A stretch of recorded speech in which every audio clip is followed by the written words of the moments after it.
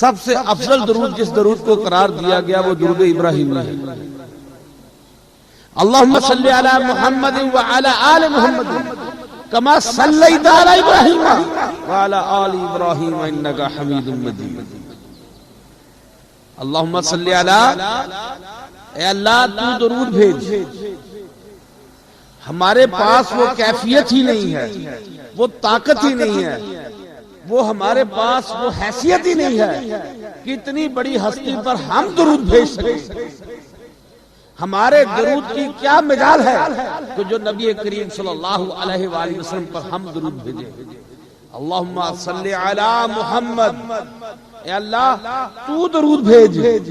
تیرا بھیجا ہوا درود ہی وہاں پر قبول ہوتا ہے، تیرا بھیجا ہوا درود ہی وہاں پر مقبول ہوتا ہے. تیرا بھیجا ہوا درود ہی اس قابل ہے جو اس ہستی کے شایان شان ہو. اللہم صلی علی محمد وعلی آل محمد، اور آل محمد پر درود بھیج.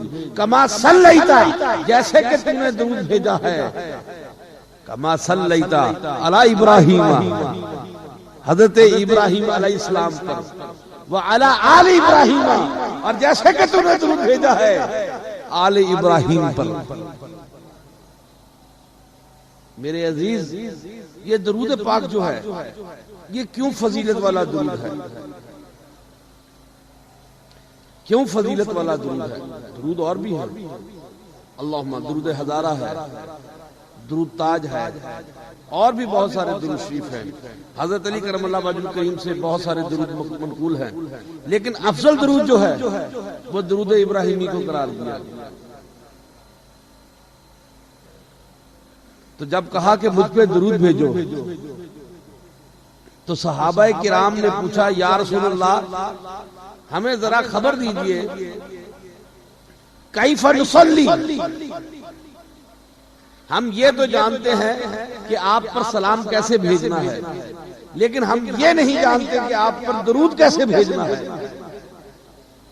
نبی کریم صلی اللہ علیہ وآلہ وسلم مسکرائے، تبسم فرمایا. آپ نے ارشاد فرمایا تم پڑھو اللہم صلی علی محمد وعلی آل محمد کما صلیت علی ابراہیم وعلی آل ابراہیم انکا حمید مجید. اللہم بارک، اللہم بارک، اللہ تو برکت دے، برکت عطا فرما. علی محمد وعلی آل محمد کما بارکت علی ابراہیم وعلی آل ابراہیم انکا حمید مجید. جیسے کہ تم نے برکت دی حضرت ابراہیم اور آل ابراہیم کو.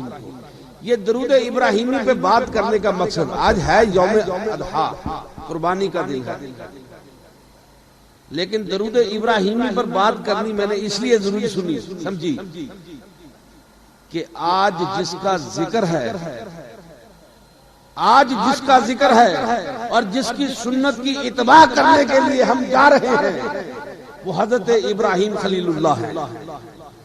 درود بھیجا نبی کریم صلی اللہ علیہ وآلہ وسلم پر اور آل محمد پر اس طرح کا درود بھیجا جیسے کہ ابراہیم اور آل ابراہیم پر درود بھیجا.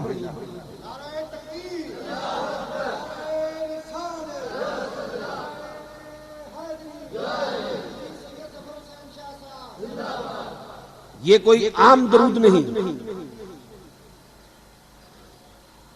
افضل درود ہے، سب سے اعلیٰ درود ہے، سب سے زیادہ فضیلت والا درود ہے. کیوں؟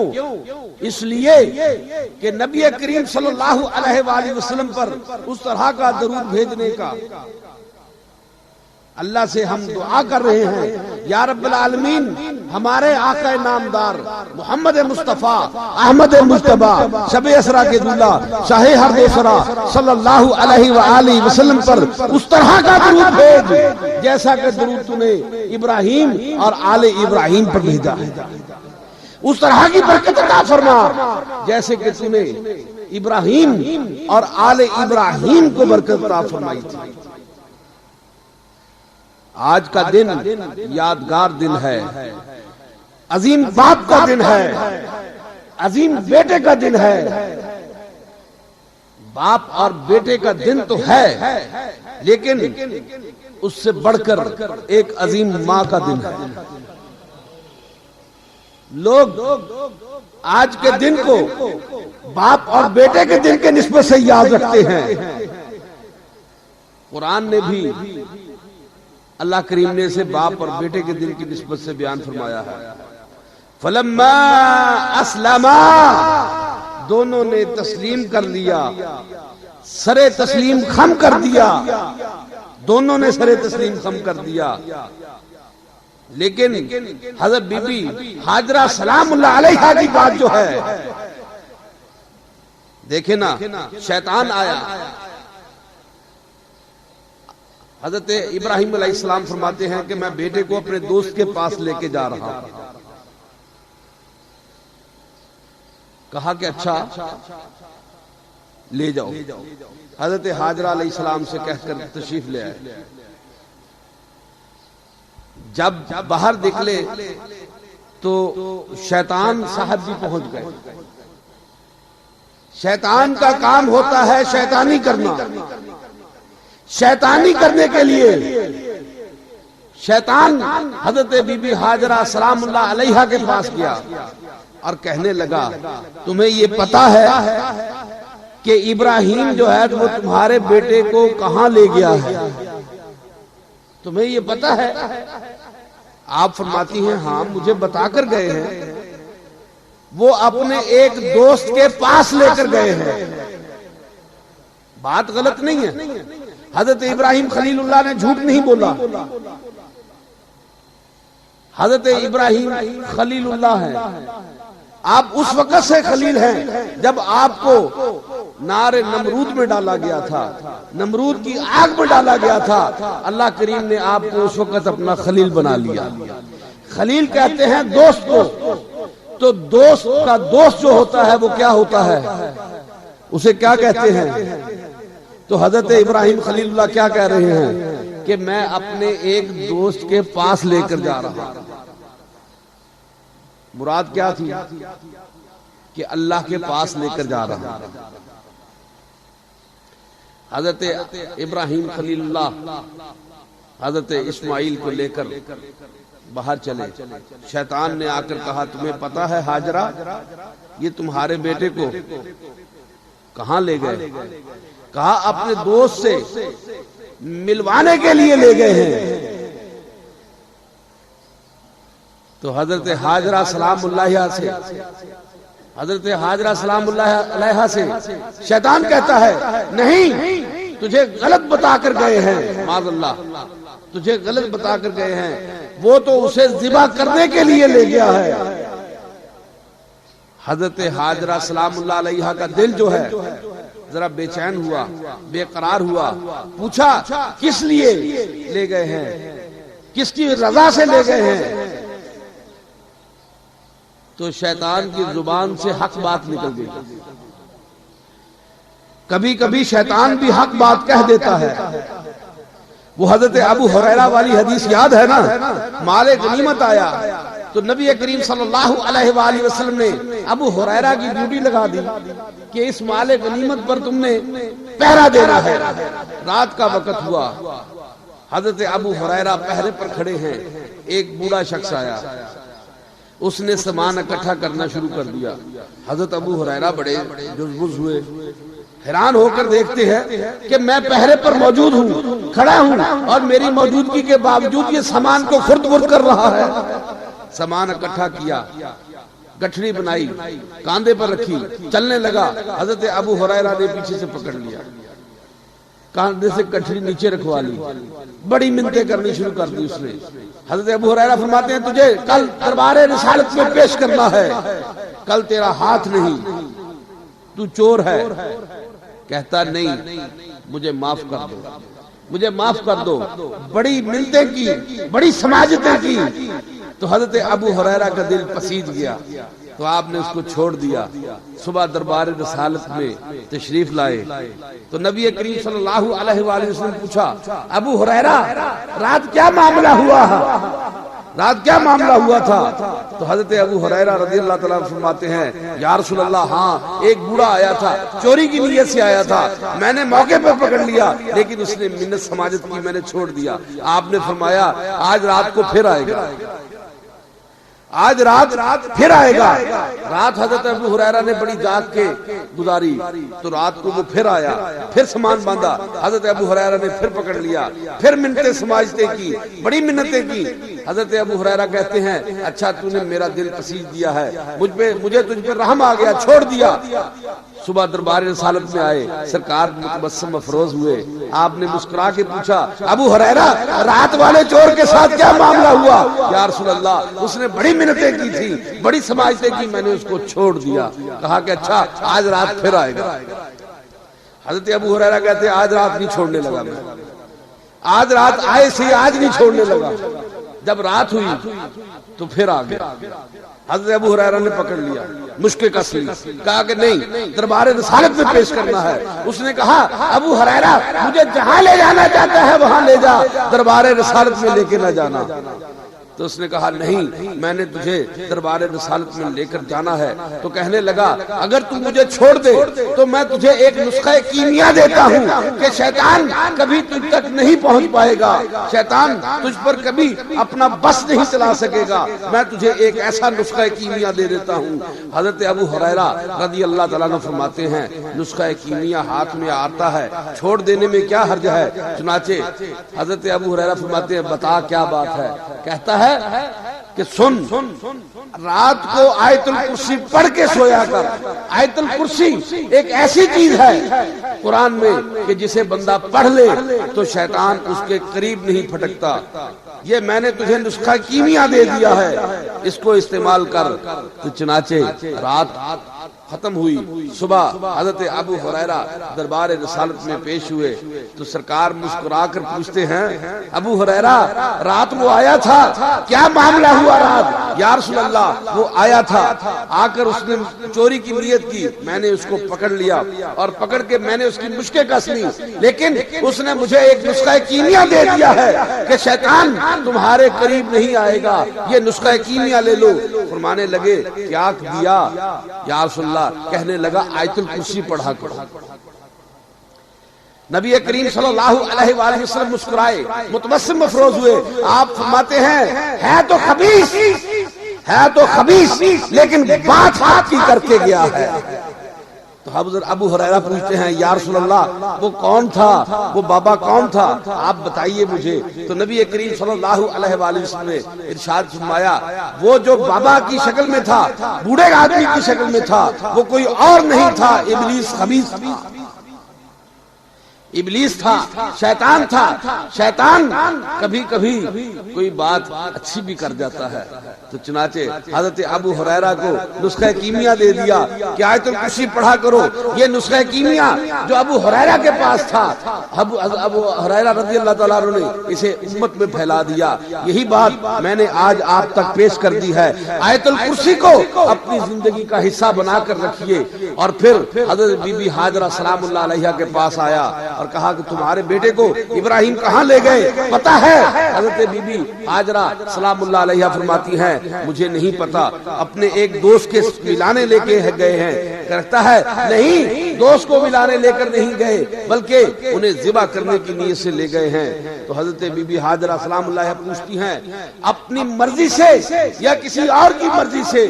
تو شیطان اسی طرح سے جیسے ابلیس کے سامنے سچی بات کہہ بیٹھا تو بی بی ہاجرہ سلام اللہ علیہا کے سامنے سچی بات کہتا ہے کہ یہ اللہ کے حکم سے کر رہے ہیں۔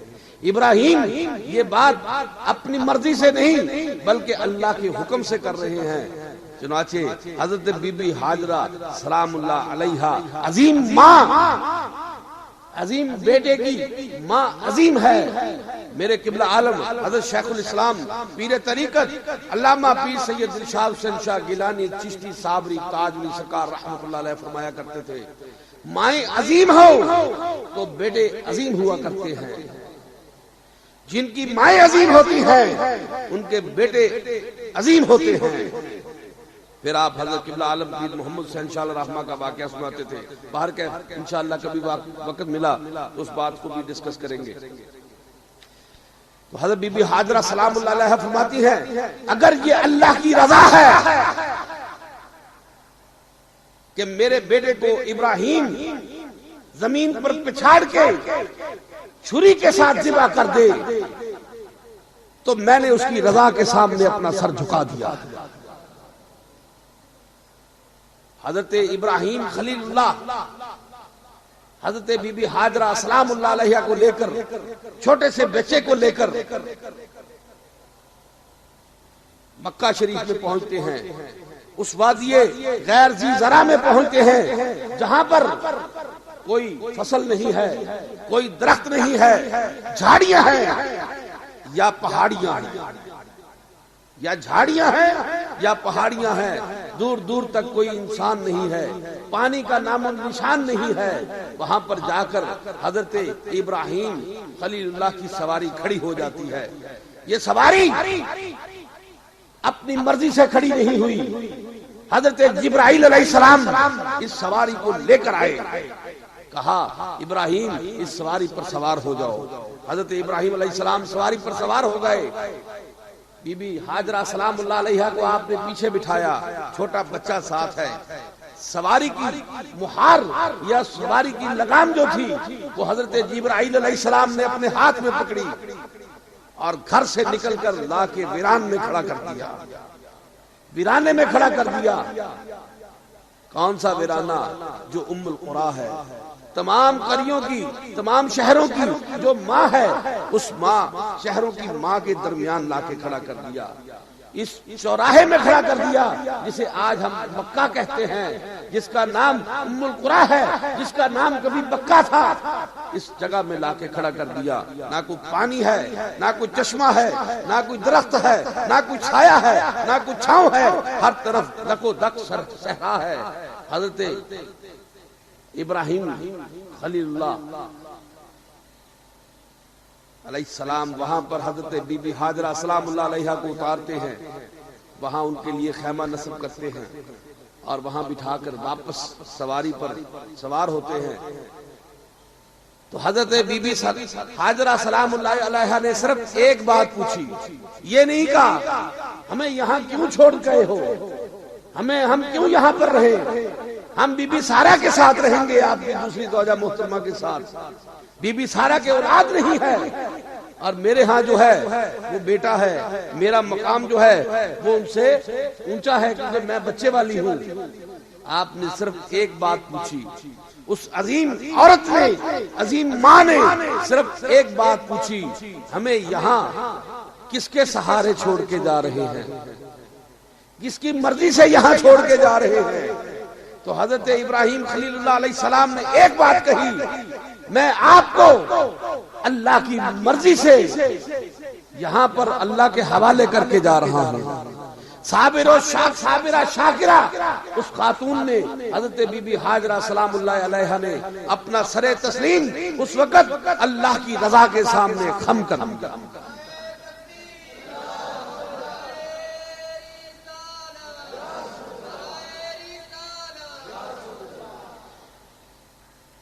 یہ بڑے حوصلے کی بات ہے کہ لکو دک صحرا ہو جہاں پر نہ کوئی بندہ ہے نہ بشر ہے, دور دور تک کوئی نظر نہیں آتا ہے, وہاں پر ایک تنہا عورت اپنے بچے کو لے کر وہاں بیٹھ جائے. لیکن حضرت بی بی ہاجرہ سلام اللہ علیہ کی نظر میں ایک بات تھی کہ یہ میرا فیصلہ, یہ یہاں میرا بیٹھنا اللہ کی رضا سے ہے اور یہاں میرا بیٹھنا اللہ کی مرضی سے ہے. مجھے یہاں پر اللہ نے بھیجا ہے, جس اللہ نے مجھے یہاں پر بھیجا ہے وہی اللہ میری رکھوالی کرنے والا ہے. یہ ہے توکل علی اللہ. ہم بڑے توکل کے دعوے کرتے ہیں لیکن جب کوئی مصیبت آتی ہے ہمارا توکل ٹوٹ جاتا ہے. کبھی ہم کسی کی طرف دیکھتے ہیں, کبھی کسی کی طرف دیکھتے ہیں, کبھی سود پر پیسے ادھار لیتے ہیں, کبھی سود پر مال ادھار لیتے ہیں, کبھی سود پر کوئی کام کرتے ہیں, لیکن یہاں پر آ کے ہمارا توکل علی اللہ ٹوٹ جاتا ہے. حضرت بی بی حاجرہ سلام اللہ علیہا کا توکل دیکھیے، عظیم ماں، عظیم باپ، باپ عظیم ہے، ماں عظیم ہے، تو کیوں کر بیٹا عظیم نہ ہو؟ حضرت ابراہیم خلیل اللہ حج کے ایام میں مکہ شریف پہنچتے ہیں، ذوالحجہ کی 8ویں شب ہے، آپ کو خواب آتی ہے کہ میں اپنے بیٹے کو ذبح کر رہا ہوں، میں اپنے بیٹے کو ذبح کر رہا ہوں۔ 9ویں شب کو پھر دوبارہ یہ خواب دکھائی دیتی ہے، 10ویں شب کو پھر یہ خواب دکھائی دیتا ہے۔ 3 دن مسلسل حضرت ابراہیم خلیل اللہ علیہ السلام کو یہ خواب آتا رہا۔ جب تیسرے دن خواب آیا تو آپ نے اپنے بیٹے کو ایک طرف لے گئے، کہتے آؤ بیٹا، میں تمہیں اپنے ایک دوست سے ملوا کے لاؤں گا، ایک دوست کے پاس لے کے جاتا ہوں، تمہیں ایک دوست سے ملوا کے لاتا ہوں۔ حضرت اسماعیل علیہ السلام ساتھ ساتھ جا رہے ہیں، تو آپ پوچھتے ہیں، چونکہ عربوں کے ہاں کھانا کھلانے کا رواج ہے اور مہمان نوازی ان کے ہاں بڑی ہے، یہ جو ضیوف الرحمان جاتے ہیں، حاجی جو جاتے ہیں، حجاج جو وہاں پر جاتے ہیں، ان کے جو میزبان ہوتے ہیں وہ عرب ہوتے ہیں، اور یہ مقام عربوں کا ہے۔ میرا خیال ہے کہ اگر ہمارے ہاں 40 لاکھ لوگ اس ہمارے علاقے میں ایک دم اکٹھے ہو جائیں، ہم پریشان ہو جائیں گے، لیکن الحمدللہ رب العالمین میرے گاؤں کے لوگ جو ہیں، حضرت بابا جی سرکار رحمت اللہ علیہ کے جو مرید تشریف لاتے ہیں یہاں پر، انہیں وہ بحسن و خوبی جو ہے، بصر و چشم جو ہے، ماتھے پر شکن لائے بغیر بڑی محبت کے ساتھ سنبھالتے ہیں، کیونکہ یہ بھی ضیوف الولی ہیں، ولی کے مہمان ہیں، تو ان مہمانوں کو میرے گاؤں والے جو ہیں بڑی محبت کے ساتھ سنبھالتے ہیں۔ تو اہل مکہ جو ہیں اللہ کے مہمانوں کو بڑی محبت کے ساتھ سنبھالتے ہیں اور ان کے لیے کھانا پیش کرتے ہیں۔ مزدلفہ میں اور عرفات میں کھانے کی کوئی گنجائش نہیں ہوتی، وہاں پر کوئی سبیل نہیں ہوتی کھانا پکانے کی، تو اہل مکہ جو ہیں بلکہ اہل عرب جو ہیں وہاں پر کنٹینروں میں کھانا بھیجتے ہیں، اور بڑے بڑے کنٹینر آتے ہیں جن کے پاس بے شمار کھانا ہوتا ہے، اور وہ حاجیوں میں وہ کھانا مفت تقسیم کرتے ہیں، پانی کی بوتلیں مفت تقسیم کرتے ہیں۔ اللہ ان پہ برکت عطا فرمائے۔ میرے عزیز، بات ہو رہی تھی حضرت ابراہیم علیہ السلام کی، تو حضرت ابراہیم علیہ السلام پوچھتے ہیں، حضرت اسماعیل علیہ السلام پوچھتے ہیں والد صاحب سے، ابا جی وہ جن کے پاس آپ جا رہے ہیں دوست کے پاس، وہ آپ ہمیں کھانا بھی کھلائیں گے کہ نہیں؟ وہ آپ کا دوست جو ہے وہ ہمیں کھانا بھی کھلائے گا کہ نہیں؟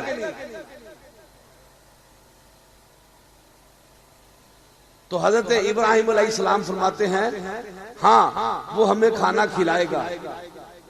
تو حضرت اسماعیل علیہ السلام پوچھتے ہیں، ابا جی کیا وہ ہمارے ساتھ کھانا بھی کھائے گا؟ یعنی میزبان کا مہمان کے ساتھ کھانا کھانا جو ہے وہ آداب میزبانی میں سے ہے، صرف یہ نہیں کہ مہمان کے سامنے آپ کھانا لا کے رکھ دیں، میزبان جو ہے مہمان کے ساتھ بیٹھ کر کھانا کھائے۔ تو نبی کریم صلی اللہ علیہ وآلہ وسلم کے مجھے زمانے کے صحابی کی بات یاد آ گئی۔ سرکار دو عالم صلی اللہ علیہ وآلہ وسلم کے پاس چند لوگ آئے، رات کھانے کا وقت ہو گیا، تو آپ نے ایک صحابی کے سپرد کر دیے۔ اب صحابی کے گھر میں بھی کھانے کی مقدار کم تھی، تو انہوں نے جا کے اپنی بیوی سے کہا کہ تم ایسا کرنا کہ جب کھانا لگا چکو تو چراغ درست کرنے کے بہانے آنا اور چراغ کو گل کر دینا، چراغ بجھا دینا، میں میزبان کے ساتھ مہمان کے ساتھ بیٹھا رہوں گا۔ چنانچہ بیٹھے رہے، کھانا کھانا شروع کیا۔ اب کھانا انہوں نے میزبان کے آگے رکھ دیا، مہمان کے آگے رکھ دیا میزبان نے، اور خود ویسے ہی منہ چلاتے رہے، منہ سے آواز پیدا کرتے رہے، تاکہ مہمان کو یہ اندازہ ہو جائے کہ یہ بھی کھانا کھا رہا۔ صبح کو جب دربار رسالت میں آئے تو نبی کریم صلی اللہ علیہ وآلہ وسلم نے ارشاد فرمایا رات اللہ کریم نے تمہارا یہ عمل دیکھا اور تمہارے عمل سے اللہ کریم بڑا راضی ہو گیا. تو میزبان ساتھ کھانا کھایا کرتا ہے. تو حضرت اسماعیل علیہ السلام پوچھتے ہیں ابا جی کیا وہ ہمارے ساتھ کھانا بھی کھائیں گے؟ تو فرماتے ہیں بیٹے وہ کھانا کھلاتا ہے کھانا کھاتا نہیں ہے.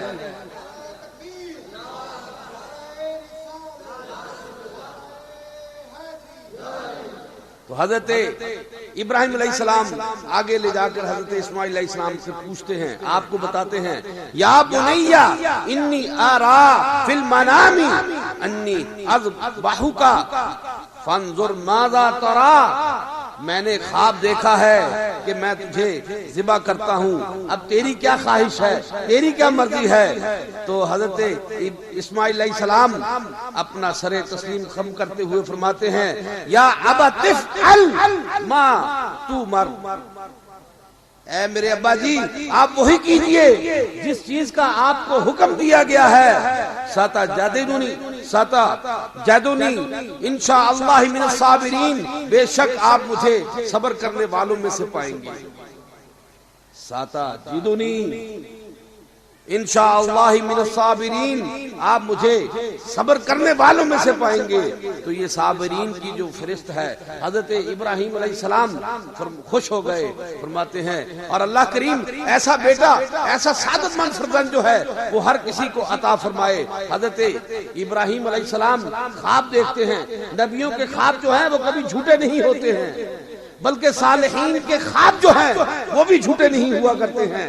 دیکھیے آذان کا معاملہ تھا, کیسے نماز کے لیے پکارا جائے. کسی نے کہا کہ شنکھ بجایا جائے, پسند نہیں آئی بات. کسی نے کہا کہ گھنٹی بجائی جائے, ایک گھڑیال لگا دیا جائے, گھنٹا لگا دیا جائے, بات پسند نہیں آئی. ایک صحابی کو خواب آتا ہے اذان کے الفاظ اللہ اکبر اللہ اکبر اللہ اکبر اللہ اکبر اشہد ان لا الہ الا اللہ اشہد ان محمد رسول اللہ حی علی الصلاۃ حی علی الفلاح, یہ خواب میں نظر آتے ہیں. نبی کریم صلی اللہ علیہ وآلہ وسلم پسند فرماتے ہیں. تو صالحین کے خواب بھی جھوٹے نہیں ہوتے, انبیاء کے خواب تو جھوٹے ہوا ہی نہیں کرتے ہیں. حضرت ابراہیم حضرت یوسف علیہ السلام خواب دیکھتے ہیں اور اپنے باپ حضرت یعقوب علیہ السلام سے عرض کرتے ہیں یا ابتی انی رأیت احد عشر کوکبا والشمس والقمر رأیتہم ساجدین, ابا جی میں نے خواب دیکھا ہے کہ 11 ستارے ہیں, سورج ہے, چاند ہے, جو سب مجھے مل کے سجدہ کر رہے ہیں. تو یہ حضرت یوسف علیہ السلام کا خواب تھا. تو نبیوں کے خواب جھوٹے نہیں ہوتے ہیں. اللہ کریم نے اس خواب کو سچا کرنے کے لیے ان 11 بھائیوں کو اور باپ کو اور ماں کو حضرت یوسف علیہ السلام کو سجدہ کروا دیا. نبیوں کے خواب جھوٹے نہیں ہوتے ہیں. یہ احلام عام لوگوں کو ہوا کرتے ہیں, یہ جھوٹے خواب جھوٹے لوگوں کو ہوا کرتے ہیں. جو لوگ جن کا اندر جو ہے کذب سے پاک نہ ہو ان لوگوں کو جھوٹے خواب آیا کرتے ہیں. نبیوں کا اندر جو ہے وہ کذب سے پاک ہوتا ہے, وہ جھوٹ سے پاک ہوتا ہے, وہ جھوٹ سے مبرہ ہوتا ہے, وہ جھوٹ سے منزہ ہوتا ہے. تو چنانچہ نبیوں کو خواب بھی جھوٹے نہیں آتے, بلکہ نبیوں کے خواب جو ہیں وہ ہمیشہ سچے ہوا کرتے ہیں. حضرت ابراہیم علیہ السلام کو خواب آئی. آج کسی بندے کو یہاں پر خواب آ جائے کہ میں اپنے بیٹے کو ذبح کر رہا ہوں, تو کیا ہم اس کے خواب کی تائید کریں گے؟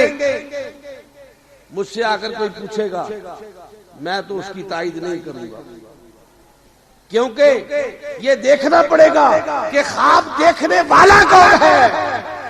ہر شخص کا خواب جو ہے وہ سچا نہیں ہوتا ہے. خواب انہی کے سچے ہوتے ہیں جن کے اندر سچ بستا ہے, جن کا ظاہر اور باطن سچ سے معمور ہوتا ہے, انہی کے خواب سچے ہوا کرتے ہیں. اسی لیے نبی کریم صلی اللہ علیہ وآلہ وسلم کو 6 ماہ قبل جو ہے وہ سچے خواب آنے شروع ہو گئے تھے. بلکہ بعض روایات میں ہے کہ 2 سال قبل آپ کو نبوت کے اظہار سے سچے خوابوں کا عمل جو تھا وہ شروع ہو چکا تھا. بلکہ ایک اور روایت ہے کہ 2.5 سال قبل جو ہے وہ آپ کو سچے خوابوں کی آمد جو ہے بشارت جو ہے وہ شروع ہو چکی تھی. لیکن حضرت ابراہیم علیہ السلام کو خواب آتا ہے تو بیٹا اپنے باپ سے کہتا ہے کہ ابا جی میری چند باتیں آپ سن لیں. میں نے مان لیا، یا ابت افعل ما تؤمر، تو وہی کر جس کا تجھے حکم دیا گیا، آپ وہی کیجئے جس کا آپ کو اللہ کریم نے حکم دیا ہے، لیکن میری ایک بات مان لیجئے، میرے ہاتھ اور پاؤں مضبوطی سے باندھ لینا تاکہ میں تڑپوں نہ، اور میرے تڑپنے سے آپ کے دل کو تکلیف نہ ہو۔ حضرت امام حسین رضی اللہ تعالیٰ عنہ جنہیں نبی کریم صلی اللہ علیہ وآلہ وسلم نے ارشاد فرمایا ھذا ابنی، یہ میرا بیٹا ہے، وہ ابراہیم کا بیٹا تھا، یہ محمد رسول اللہ صلی اللہ علیہ وآلہ وسلم کا بیٹا ہے۔ نبی کریم صلی اللہ علیہ وآلہ وسلم فرماتے ہیں ھذا ابنی، تو حضرت امام حسین رضی اللہ تعالیٰ عنہ کو آپ نے اپنا بیٹا قرار دیا ہے۔ تو جب حضرت امام حسین کی گردن پر چھری رکھی گئی تو کہتے ہیں کہ جب حضرت امام حسین کی گردن پر چھری چلی، نہ دل کو مضبوط رکھیے گا اور اللہ کے حکم کو پورا فرما دیجئے۔ پھر آپ فرمانے لگے ابا جی اپنے کپڑوں کو سمیٹ لیجئے، ایسا نہ ہو کہ میرا خون جو ہے وہ آپ کے کپڑوں پہ پڑا نظر آئے اور لوگ آپ کو میرا قاتل قرار دیں، تو آپ اپنے کپڑوں کو سمیٹ لیجئے تاکہ میرے خون کے چھینٹے آپ کے دامن کو داغدار نہ کر دیں۔ پھر آپ نے کہا ابا جی اپنی چھری کو تیز کر لیجئے، ایسا نہ ہو کہ چھری جو ہے وہ دھیمی رہ جائے اور ذبح کرنے میں آپ کو تکلیف ہو۔ پھر آپ مجھے پیشانی کے بل لٹائیے تاکہ آپ میرا چہرہ دیکھ کے کہیں شفقت پدری سے آپ کا دل پسیج نہ جائے، اور پھر میری جو قمیص ہے اسے اتار لیجئے ابھی اور اسے جا کر میری والدہ کو دے دیجئے گا، وہ جب میری قمیص کو دیکھیں گی تو مجھے یاد کر لیا کریں گے۔ اور ابا جی میری ایک آخری وصیت ہے، جب آپ میری ہم عمروں کو دیکھیں، میری عمر والوں کو دیکھیں تو مجھے یاد کر لیجیے کیجیے۔ حضرت ابراہیم علیہ السلام کی آنکھوں میں آنسو آ گئے، آپ نے لٹایا، الٹے منہ لٹایا۔ حضرت ابراہیم علیہ السلام چھری گردن پہ رکھتے ہیں، چھری کو چلاتے ہیں، چھری نہیں چلتی، پھر چھری کو چلایا، چھری نہیں چلی، پھر چھری کو چلایا، چھری نے اس جگہ اپنا نشان تک نہیں دیا۔ چوتھی مرتبہ جب آپ نے چھری کو چلایا تو چھری نے گلا ذبح نہیں کیا، تو بڑے جزبز ہوتے ہیں، چھری سے ناراض ہو کر فرماتے ہیں اے چھری تجھے کیا تکلیف ہے، تو یہ نازک سی گردن کاٹنے سے بے بس کیوں ہو گئی ہے؟ تو چھری بزبان حال حضرت ابراہیم علیہ السلام سے کہتی ہے اے ابراہیم، جب آپ کو آتش نمرود میں ڈالا گیا تھا اس وقت آتش نمرود نے آپ کو کیوں نہیں جلایا تھا؟ تو حضرت ابراہیم علیہ السلام فرماتے ہیں اے چھری اللہ کا حکم آیا تھا یا نار کونی بردن و سلاما علی ابراہیم، اے آگ میرے ابراہیم پر سلامتی والی ٹھنڈی ہو جا۔ تو چھری کہتی ہے یہ حکم کتنی دفعہ دیا تھا اللہ نے؟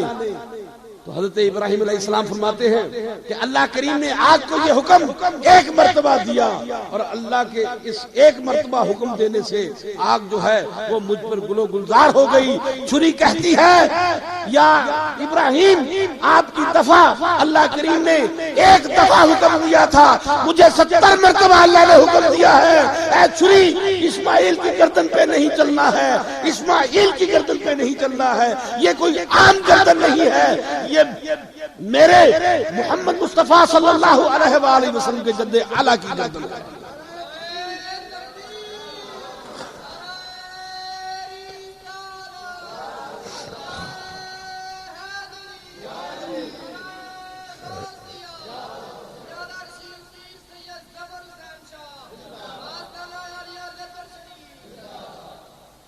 اللہ کریم نے حضرت اسماعیل علیہ السلام کی گردن پہ چلنے والی چھری کو 70 مرتبہ حکم دیا تھا اے چھری میرے اسماعیل کی گردن کو کاٹنا نہیں ہے، میرے اسماعیل کا ایک بال کاٹنا نہیں ہے، ہم نے اس کے لیے ایک بڑی قربانی تیار کر رکھی ہے۔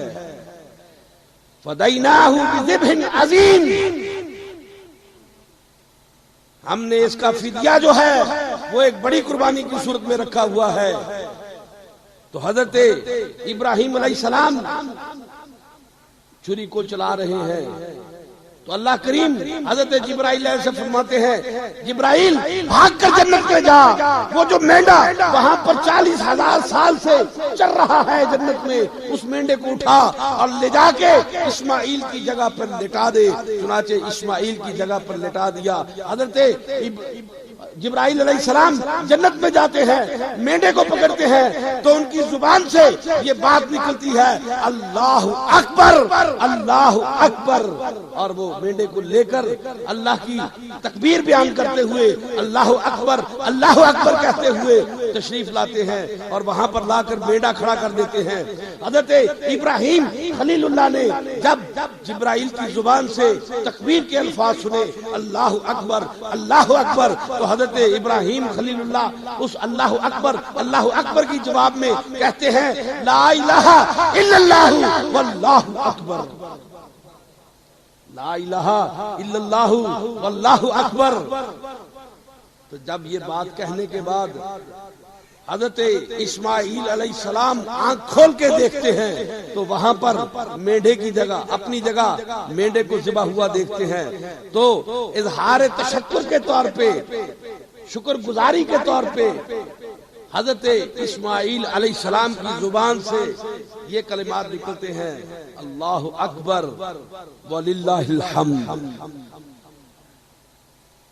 اللہ کریم کو یہ ان تینوں کی ادا جو ہے وہ اتنی پسند آئی کہ جبرائیل علیہ السلام چھری کے نہ چلنے پر اور حکم پا لینے پر کہ جنت سے مینڈا لے جا کر اسماعیل کی جگہ فدیہ رکھ دو، اتنے خوش ہوئے کہ ان کی زبان سے نکلا اللہ اکبر اللہ اکبر۔ حضرت ابراہیم علیہ السلام نے یہ تکبیر سنی تو فرماتے ہیں لا الہ الا اللہ واللہ اکبر۔ حضرت اسماعیل علیہ السلام نے اپنی جگہ مینڈا ذبح ہوا دیکھا تو اظہار تشکر کے طور پہ کہا اللہ اکبر وللہ الحمد، آپ خوش ہو گئے۔ تو چنانچہ اللہ کریم نے ان تینوں کی زبان سے نکلنے والے ان الفاظ کے لیے یہ کہہ دیا کہ آج کے بعد یہ الفاظ مجھے اتنے پسند ہے کہ ایام تشریق میں ان الفاظ کو بار بار دہرایا جائے اللہ اکبر لا الہ الا اللہ واللہ اکبر وللہ الحمد۔ یہ جبرائیل کے الفاظ ہیں، یہ حضرت خلیل اللہ کے الفاظ ہیں، یہ حضرت ذبی اللہ کے الفاظ ہیں۔